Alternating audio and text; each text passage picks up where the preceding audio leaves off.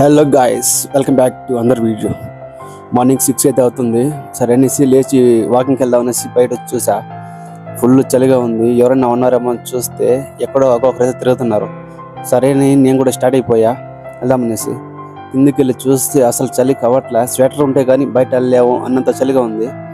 సరే అనేసి అలా అలా వెళ్తూ టీ స్టాల్ ఏమన్నా ఓపెన్లో ఉందని చూస్తే ఎక్కడ దగ్గరలో లేదు. సరే అనేసి రెగ్యులర్గా వెళ్ళే చోటుకి అయితే వెళ్ళా. అక్కడ సరే అనేసి టీ తాగేసి అలా చూసి మళ్ళీ పార్క్ అయితే స్టార్ట్ అయిపోయా.